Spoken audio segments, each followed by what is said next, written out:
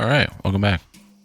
It's part 2, act 2 of the Sea of Stars Glitchless category speedrun tutorial. We'll be picking up right where we left off last time. Don't mind if you have seen and noticed a difference in the timer. Because of save files, I had to start a new file and kind of work back up to this point, so nothing should change, everything should remain the same, and so we'll just pick up from here.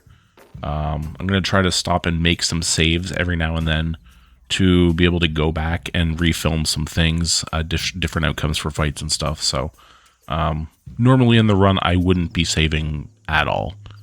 So if you see me saving the game, that's just because I might record something else later. And with that, let's continue on. So we are now in Act 2. We're going to start by going left down here. We're going to pick up our Solstice Mage Ring. And you can give that to either Villier or Zale.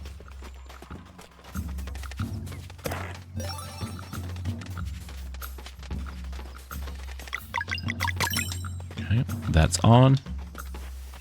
And so this fight is usually Bash Sun Bash, more often than not. Right, so you can preemptively prepare for that and kind of just make sure and confirm that that's what it is before you actually execute.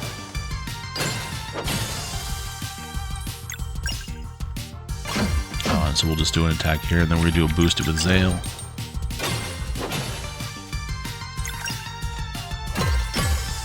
You could Solstice Strike there with Zale and Villier, and it will kill him. Although the time difference between doing that and just doing a quick attack with Zale and an attack with Garl is very minimal, so if you want to hold on to the combo point, feel free to just do the boosted attack and finish up with Garl. We're going to pick up our first Rainbow Conch there. We're going to be picking up 11 of these in the early game to be able to pick up an accessory once we get to Dakari Village. And that's going to be the Cornucopia, which will give 20 HP to every party member, effectively acting as like 2.5 level ups worth of HP boost. So when we get level ups, we're never going to be selecting the HP option.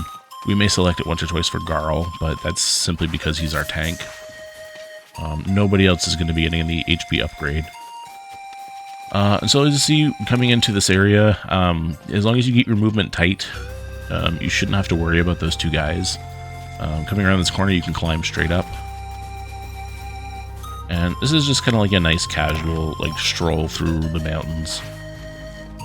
Once you've done this path a couple of times, it's pretty much just burned into your memory, and you won't really have to think about it. It's not all that dangerous.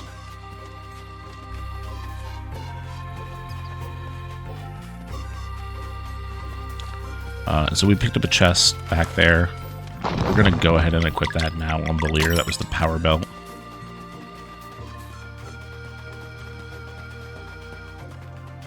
Ideally, you want to equip that before the next fight.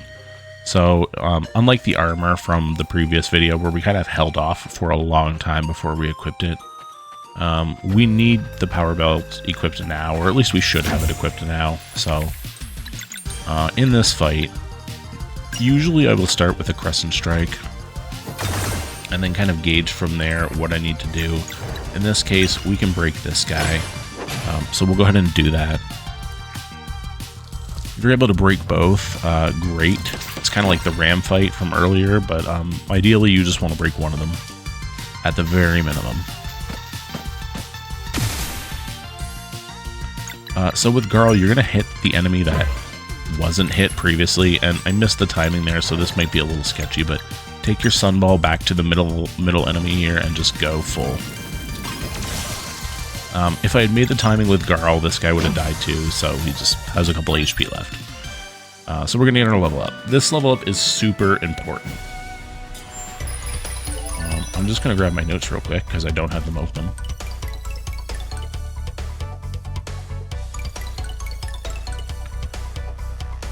And so this level up, like I said, is super important. Let's see what Zale gives us. So we'll take Magic Attack for Villier. This will all be noted in the note set if you want to grab that off the Discord. And this is perfect. So for Zale, there's a chance you don't get MP here, and you have the option of taking a physical attack for, like, you know, killing things a little bit quicker potentially, but in my opinion, you really want to grab the MP here if you're able to.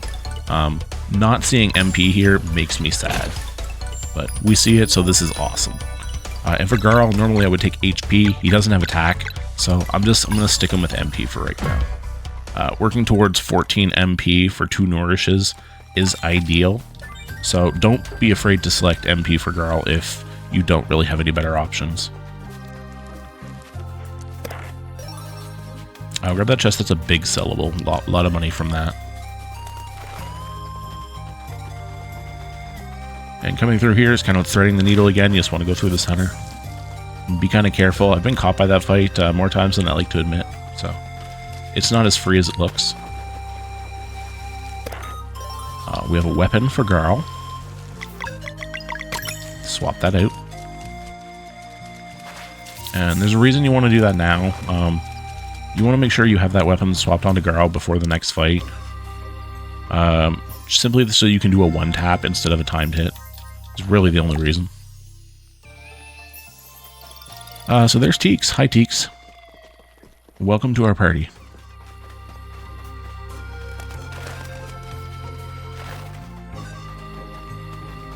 So sneaking in, we get a back attack, and this is our Solar Rain battle. So grab your boost, go for the center.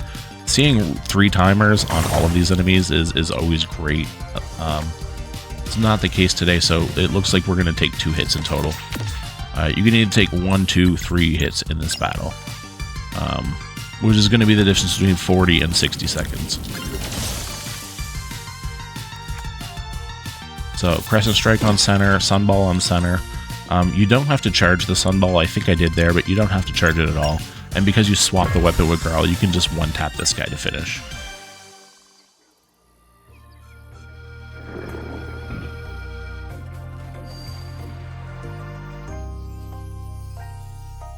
So we're just going to do our puzzle here. I've seen a couple different ways of doing this. You can swing the light around the back if you want. I think left to right is probably the most optimal. And we got Solar Rain. Solar Rain used to be kind of like an optional. It feels very much like a must-have now since Dawn of Equinox. There are a few areas where you're not going to get the MP you need from Solstice Strike, and you really just need to do as much damage as quickly as possible, so Solar Rain becomes a more viable option for that. Welcome to Stonemason's Outpost. Say hello to the mole people and say goodbye to the mole people. There is a safety money kind of on the left side of town there. If you want, you can jump into a hole in the ground. And it's a fair bit of money, but really don't need it. So in the shop, we're going to sell everything again. And we're going to buy a new weapon. We're going to buy the Minor Smock for Garl. We're going to buy the Abacus, put it on Zale. And we're going to buy 3 Mushroom Soup.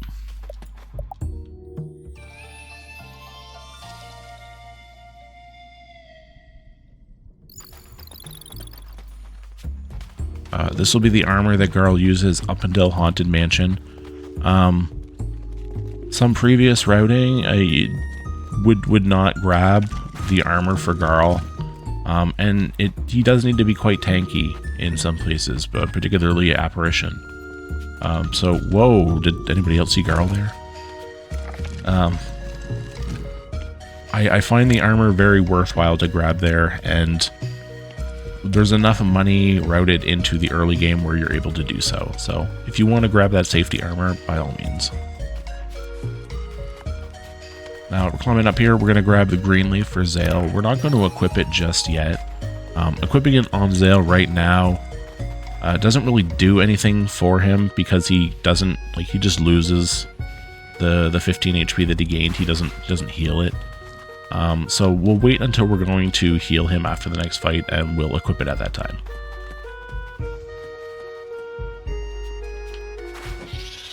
You can kind of get a back attack there sometimes.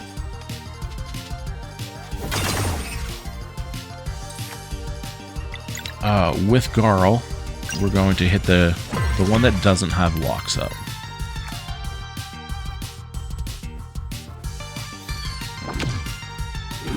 And then we're going to take this boost and we're going to sunball the center guy. This should take out the one that Garl hit, hopefully.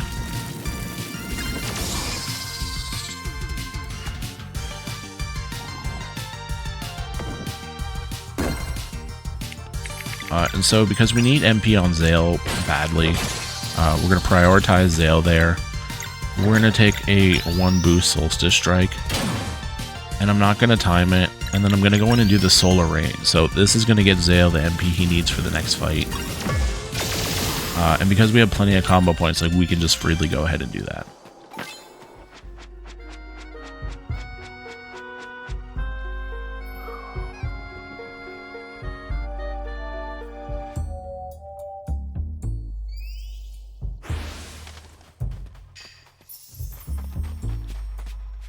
So you want to check, at this point I'm going to heal Valier. Even though she looks good on HP, you don't want to risk it. And she is the one you're always going to prioritize healing here. So with Zale, because he has the 8 MP, we're going to Sunball again. Killing that ant, that's very important. And we'll Crescent Strike here.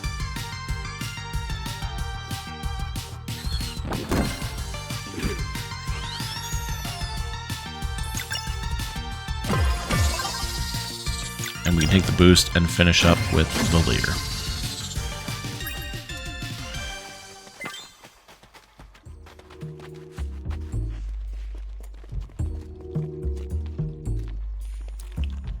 So you notice that chest down there, that is another one of the rainbow conches. We are going to grab that. We're just not grabbing it right yet. There'll be a point where we kind of have a little bit of time to wait around later. We'll grab it while we're waiting for a platform to rise out of the ground. So we're just going to climb over here, and we have a campfire that we can rest up at. We've got a mini-boss coming up, so you'll want to use this campfire. You're going to want to use a sunball in round 1 of the fight.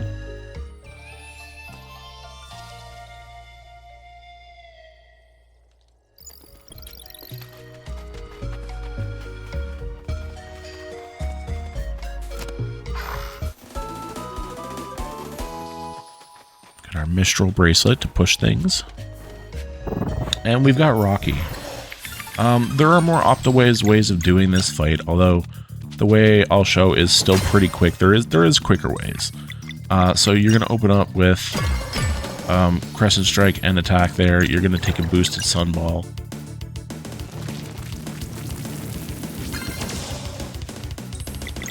And normally I will go Garl, boosted Solstice.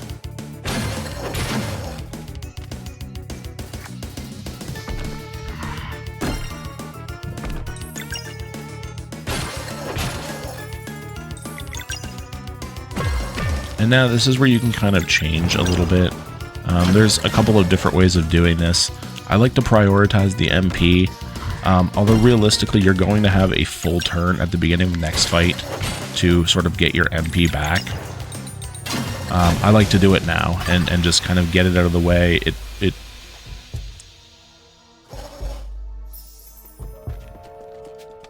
saves you on an MP item as well, potentially. We still have a berry jam that we haven't used yet for MP. Normally that will end up getting used somewhere in the wind tunnels here, and I'm trying to hold off on that till after the next fight if possible. So that is kind of why I like to just take the extra turn on Rocky for MP boosting.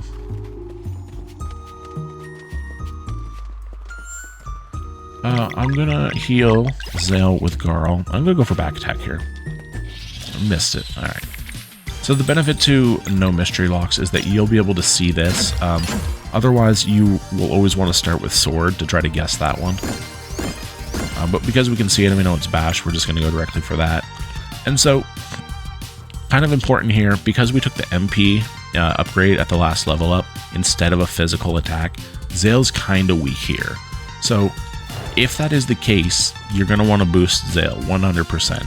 If you took the physical attack upgrade, You may not have to boost Zale for this, but ideally you want this Drobat dead by the end of this round. So whether you have to attack it with Valier or Zale, and whether you've taken a physical attack upgrade on the last level up is going to determine whether or not you need to boost there. So he's dead. Good.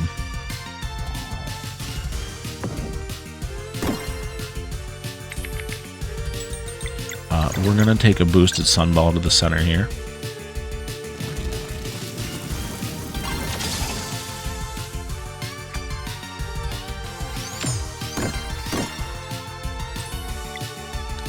I think what we'll do is we'll Solstice Strike here. I'm just trying to get the most out of Valier. Normally I would have went straight for an attack with Garl here, but I'm trying to get the most out of them before they inevitably die right here. It's a little unfortunate that we healed before the fight and this still ended up happening. But at this point you'll just kind of want to accept whatever gets handed to you and just sort of quickly make your way through.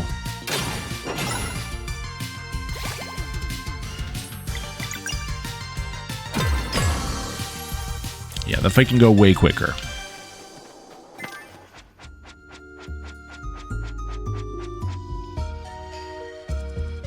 And if you struggle with some of these fights as you're kind of learning the game and learning the run, don't worry too much about it. The wind tunnels are very much an early game challenging area. Following these fight scripts helps add consistency to how you make your way through these tunnels, but there's always the potential for taking a little more damage than expected or missing a timed block. So don't feel bad if you struggle with some of these early game fights. The main thing is that you're staying alive. We picked up our second conch here. If you hadn't done that, grab it now while you're waiting for this. But the main thing is that you stay alive in these fights and don't game over.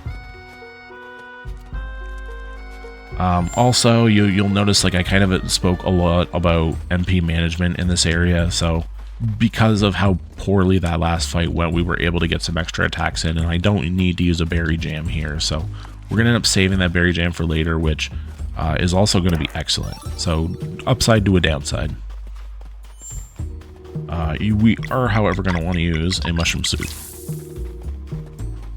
And depending on the pattern you get here, you might get an easy back attack like this. If you get the other pattern where he's kind of running towards you, you can try to sneak behind him and still get the back attack. Because everyone has MP here, we can kind of ignore the lock on the ants entirely and just do something like this. And do not time this one if you want the middle ant to stay alive, so that you can then Sunball and get the most out of that.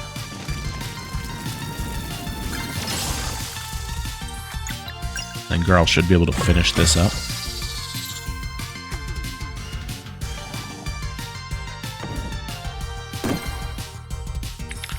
And the only MP you need to worry about right now for the beginning of the next fight is Valier having enough to do a Crescent Strike.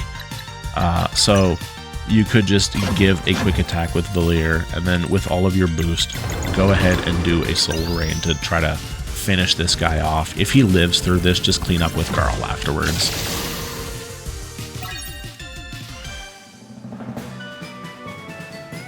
MP for Zale is not overly important at the moment. You'll have plenty of attacks to get in at the beginning of the next fight.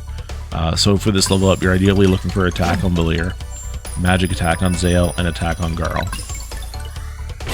I didn't touch on it back in level 1, but Zale has an affinity for magic attack, so you're going to want to try to play into that as much as possible, and Valier is more so going to be your physical damage dealer in a lot of cases. So while she still needs magic attack boosts from time to time to help keep her Moonerang up to snuff, she is going to be like your ideal physical damager in a lot of places. Hence why we're picking physical attack on her in level 1 and magical attack on Zale. Don't forget this.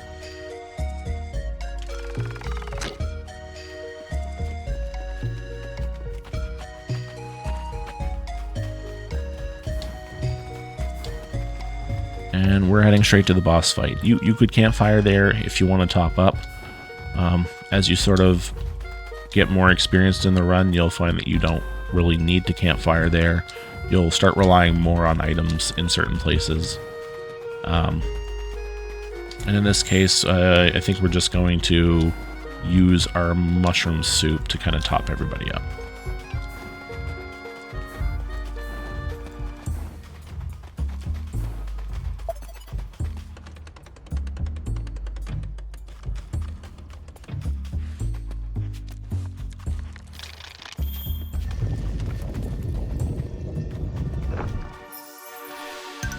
Okay, so off the beginning, you're going to want to break Rocky.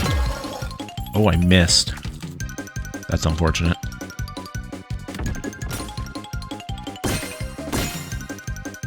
So we're going to take a little more damage here than expected. Because I missed the timing with Garl there.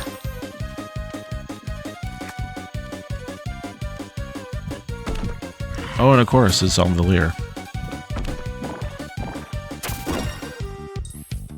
Ooh, she lives. Wow, this is something else. Okay.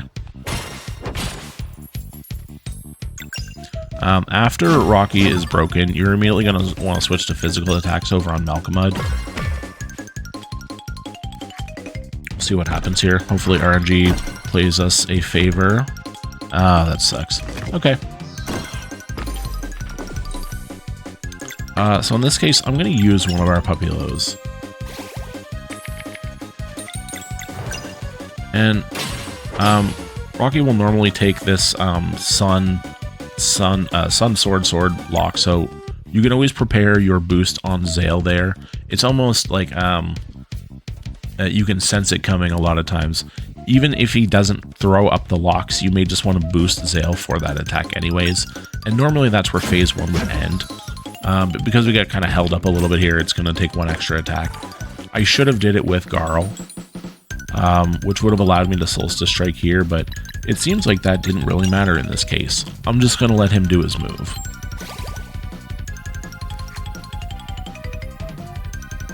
And as you do the run and you play this fight more and more often, you'll get very familiar in how you're supposed to approach it, and it should be very consistent a lot of times. I screwed up right on round 1, so things are a little bizarre here. Now that we're into the thick of it, the main thing you're going to want to do is 3 boost Moonerang, Sunballs, and Solar Rain. You're going to want to keep an eye on everybody's HP as you're going through, and keeping an eye on Malcolmud's timer so that you can do heals when necessary. Because I don't have Nourish, we'll use a Mushroom Soup right now. You just want to try to keep everybody alive. He's going to do roughly 12 to 13 damage every round, as long as you're doing a timed block. So keep that in mind and do the math if you have to. So now we're just going to kind of utilize everything we have. We have Solar Rain. We're going to boost up some live mana again and try to position ourselves for a 3 boost Moonerang.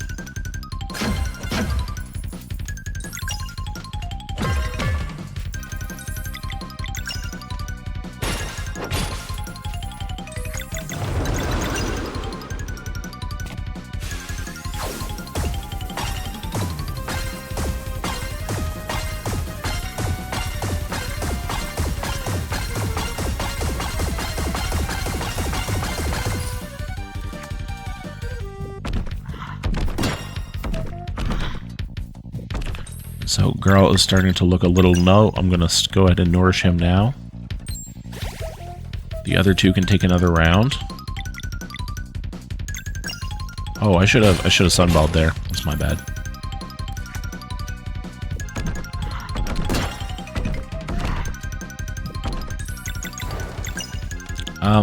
When he goes into his low health phase, this can seem very deceptive. You may want to rush ahead and try to finish him off as quickly as possible. And of course you do, but be careful because once he goes into this phase, he still has quite a bit of health. So you may be thinking to yourself like, oh man, one more hit.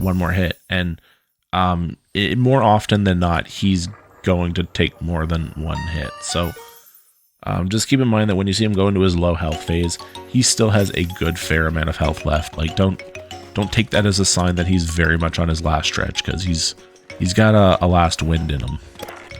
But with the fight done and out of the way, before we leave Moleville here, we're going to grab the another conch there, and then we'll head for the elevator.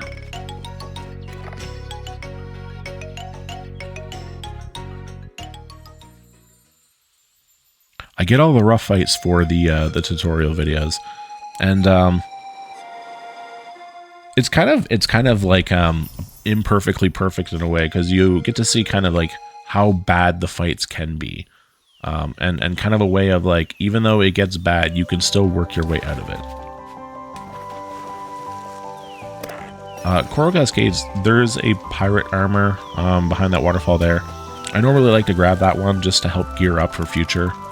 And it kind of helps play into the money routing a little bit. So this waterfall, holding left as you're coming down it, and then climbing that platform immediately, normally allows you to get what I call quick climb, which is like you climb the platform before you fully like get a chance to come out of the water. So normally jumping off the waterfall naturally and then just trying to climb the platform, you normally have to wait really long. But if you're holding left for some reason, you seem to get like a quick climb. So we're just continuing to make our way through. This next set of waterfalls, you would want to take the right one if you're going like for fast speed. Underneath this middle waterfall, there is a show dray, and I also like to use that to play into my money routing. So normally I will take the middle waterfall on that last one.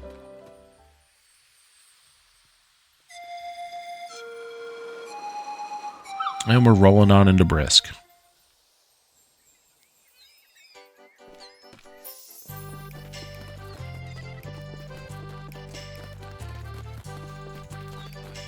A lot of things you can't pick up in Brisk.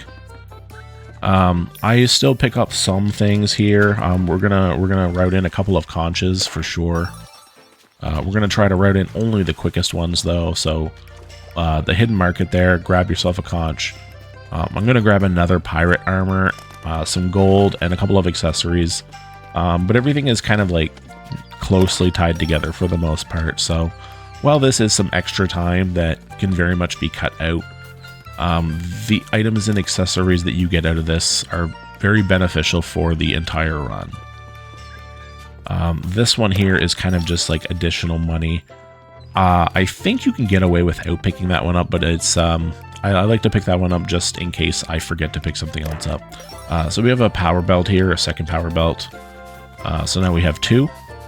And this is an arcane bracelet, which gives you a hefty boost to magic defense, which is going to come very much in handy for a specific fight later on.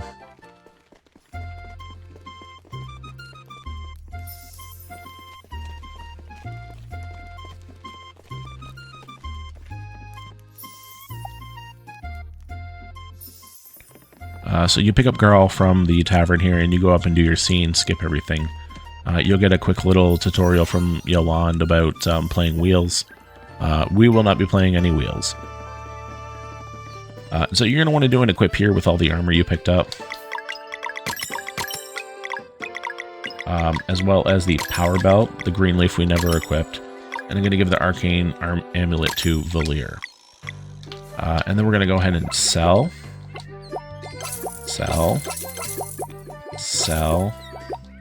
And we're going to buy 6 show drag, because you want 7 in total, and we picked up 1 from the middle waterfall. So whether you want to skip the waterfall and buy 7, or pick that one up and buy 6, you want to have 7 in total before you leave here. The number is very specific, and once we get later into the run, I'll try to call out once we use the last one, and you'll sort of see why. It's very specific. You want 7 leaving here. I suppose you could buy more, but for money purposes, you want to limit it to 7.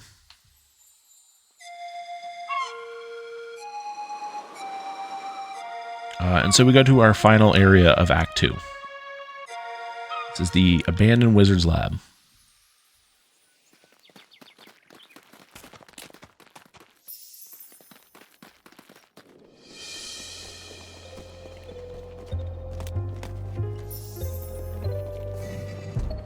So the premise of this area is you're collecting these different colored gems to place into the receptacles here that give you different rooms to go into. So we're going to start with a green one. In this room it has 3 enemies, a single fight. We'll see what kind of timers we get. So we're looking for an enemy that has at least 2, so that we can kill it before it gets a chance to attack.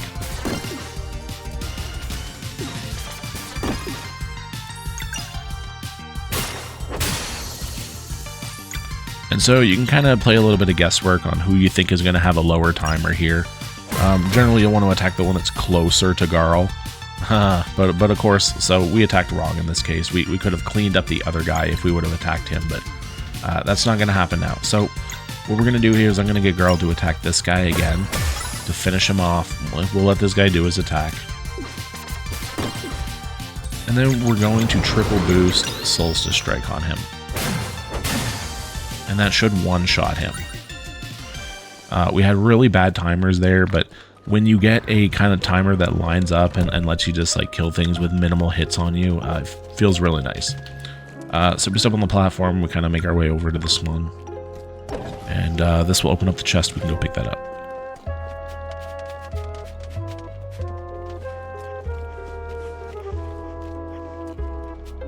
Or I guess this platform and then the chest.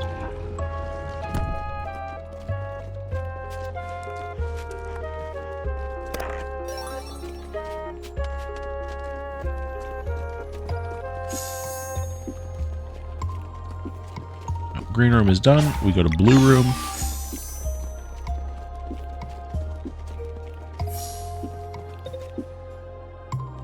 And this room is a little more involved. You'll want to keep your pathing kind of tight on this one. You're going to want to climb up near the top here and just kind of go around the corner. Trying to avoid those guys seeing you. If they see you, then when you return to that area a little later, it could get dicey. Oh, this is bad. Yeah, so I screwed this up. I don't know if I went too quick or if I went too slow, but normally you can go along the bottom of this area and kind of sneak past them. And maybe I'll kind of edit a little video in here and kind of like overlay just to show you what that's like.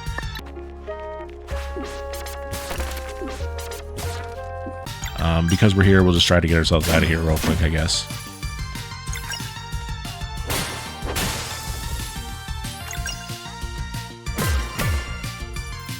And so this is what we would call an unintentional encounter. You normally would not take this in your run, right? And you're going to get unintentional encounters throughout your run. You really can only hope for the perfect run. So don't feel bad taking an encounter here or there that you kind of weren't intending to take. It's going to happen. Sometimes it happens a little sooner than you want it to, but don't worry about it. It's going to happen.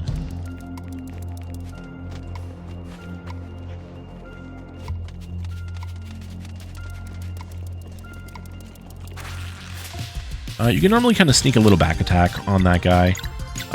Personally, I don't find it really makes a big difference. Now, I should be slightly worried about Zale's HP here. But either way, you're going to want to sunball this middle guy. Use Garl to take out the Wanderer.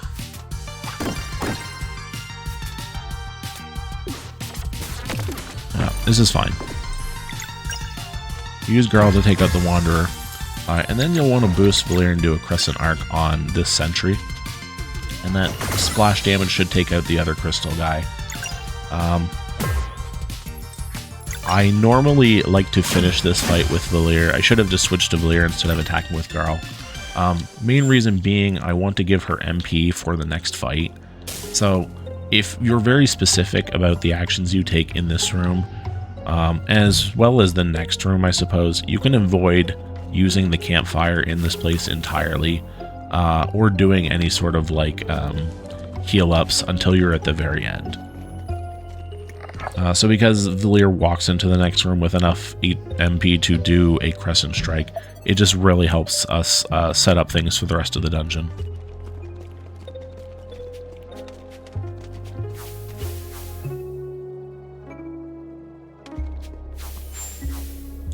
So this is kind of neat right here. You can walk straight forward, or you can take the little jump off to either side. And I think doing the jump over the gap gives you a bit of a momentum boost. So you probably save a second or two actually just jumping over the gap there.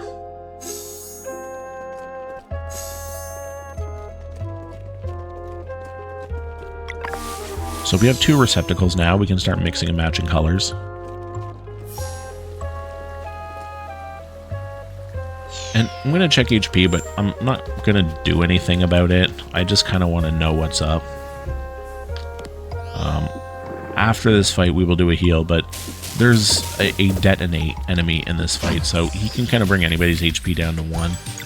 We'll see what happens here. Boosted Crescent Strike on the center.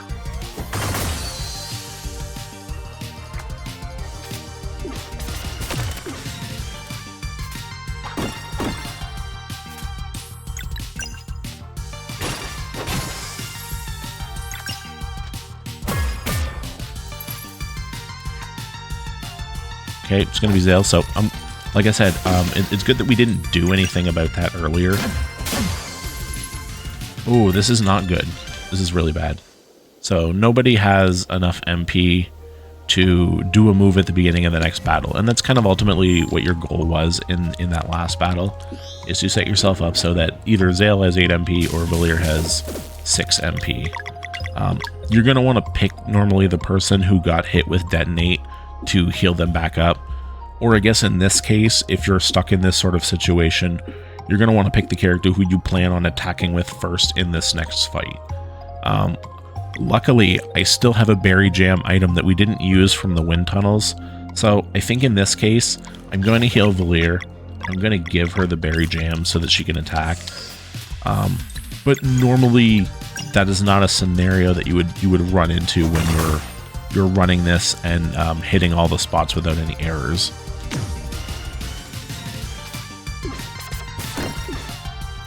And we missed the boost there as well, so it didn't kill this guy. You'll notice he has 3 HP left. Real fun.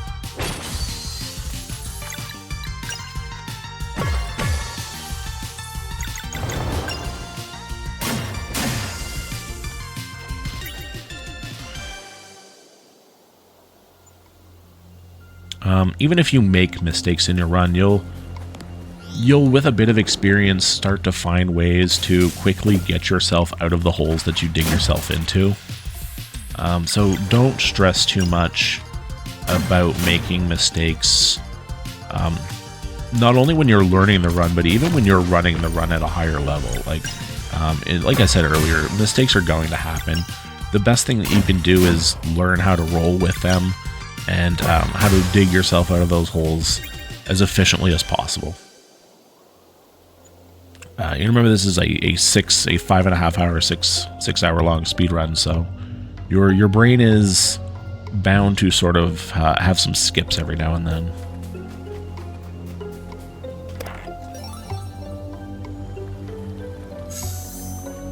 Picking up, we're going to jump in the water here, and we're going to pick up a conch before we leave this room.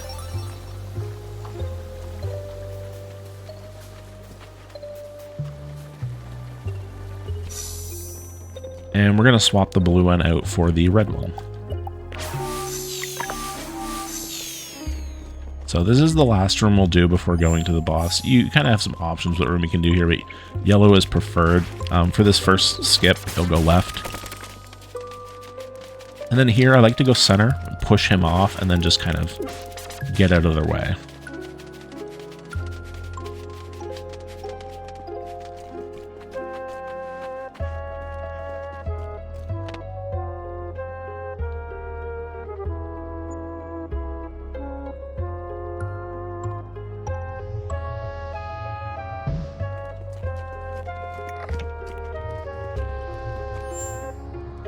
So we can check, everybody's MP looks good. We can use a mushroom soup.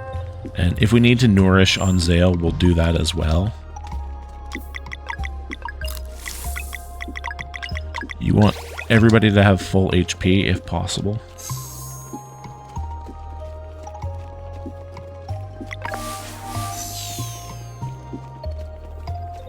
And so we go into the boss. Apparition has 2 phases, a physical phase and a magical phase.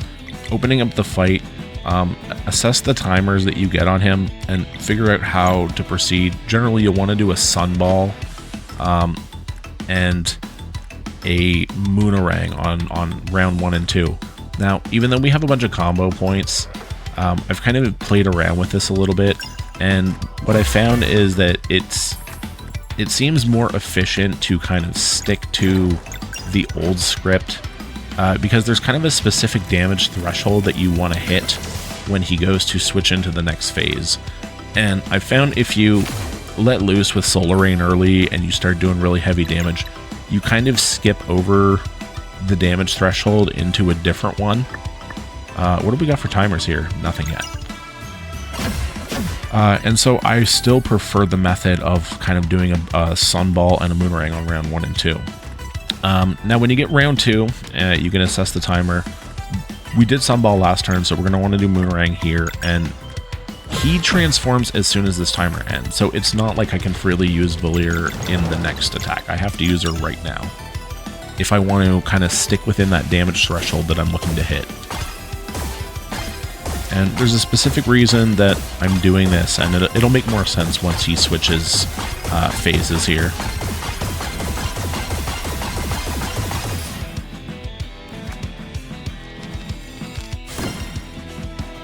So he's going to shapeshift. He's hopefully going to call in.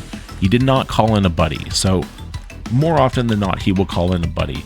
And he didn't do that, so what's going to end up happening is he didn't throw up a set of locks.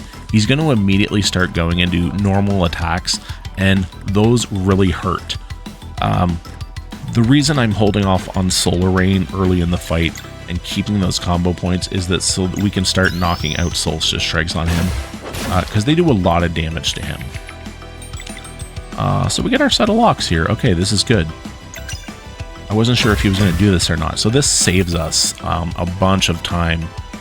You like to see this because you're going to be able to break this and cut him from doing an attack, and you're just going to get so many turns in before he eventually gets a turn in that we may only end up taking one attack in this fight from him altogether. So let's see how this goes. Ideally, just break your lock however you can. He gives you plenty of turns to be able to do it. And so you can use a Solstice Strike here boosted. Solstice Strike.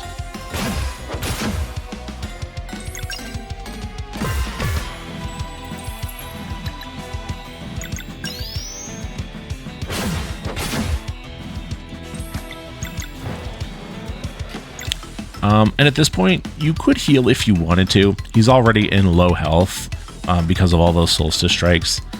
Boosting Garl's attacks here will do additional damage, so I think I'm just going to deal with whoever he decides to hit here, and if they go down, you know, I'm not too worried about it. We're really close to ending the fight anyways. Yeah, so it's Zale. Because he doesn't have full HP, he just can't handle that.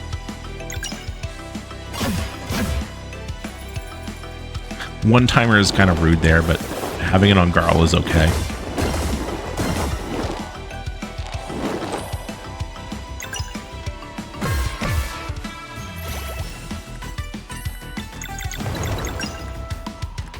And he switched back to his magic phase. He really doesn't have much HP left, so this should kill him. But ideally, the summary of the fight here that I want to kind of nail across to you is there's a damage threshold that you want to hit, and you want to try not to overdo it. So Sunball and Moonerang in rounds 1 and 2 generally seem to kind of get you where you want to be, and then save those combo points so that you can just Solstice Strike like crazy when he goes into his physical phase. Because he normally will throw that set of locks up, and you breaking that just gives you a ton of turns before he even gets a chance to hit you. So the fight becomes almost trivial in a lot of cases. And with that, that is Act 2 complete. You just come back to the docks and you talk to the captain. I'm going to take a quick peek to the left here because I can't remember if I picked this up. And you'll want to make sure that you do pick that conch up if you're following along. So with that, that is Act 2. I'm not going to worry about the timer showing in the corner. Normally you would end this timer around like, I think 52, something like that on a good run. But we're taking some time to stop and explain things and kind of go over things. So we're not going to worry about that too much. With that, we're going to get moved over to Wraith Island, and we'll switch over to video 3 there. So we'll see you in the next one.